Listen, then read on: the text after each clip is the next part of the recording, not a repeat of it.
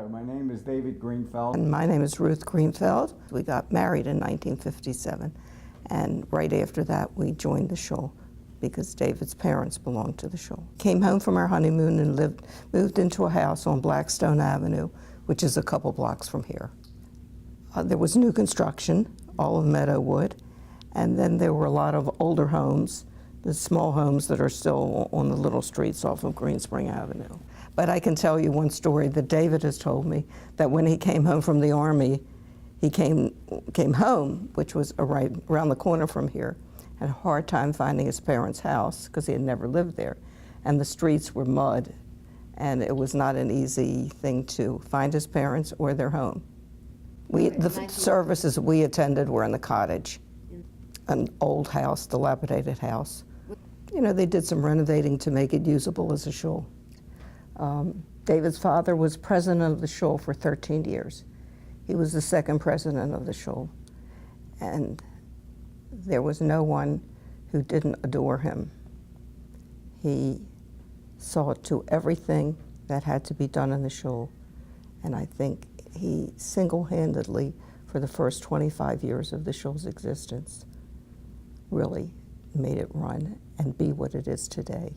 Soon after we moved into the neighborhood, was right after our marriage, we joined the shul, and a few years later, my parents moved into this neighborhood also, and they joined the shul as well. I have one younger brother, and he was still in school at the time, but my parents were very active in the shul, attending regularly every Shabbos. That was your brother? And very involved. And my mother was also president of the sisterhood after I was president of the sisterhood. We were just totally involved in the shul. The shul was our life, David and my life. It's still very part of our life, but in the early years, it was really our life. We were in shul constantly. Every Shabbos I would come to shul with our three daughters, and Leo Reich would have special services for them, and they would go to the services in the afternoon, like a shalashudas kind of thing for the girls. It was the girls and the boys at that time. So, you know, it was always there.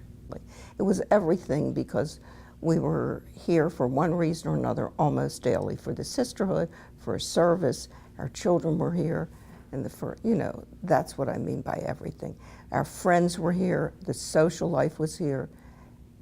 Everything, my life is completely entwined.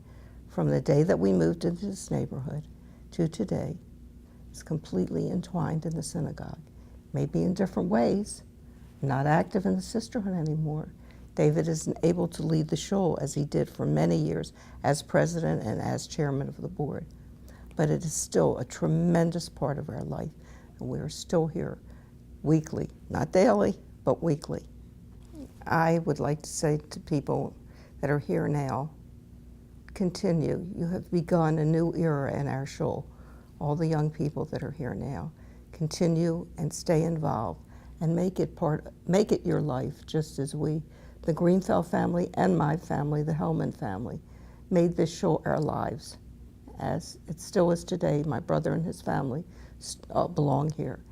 And it's the one thing that has impacted our life more than anything else.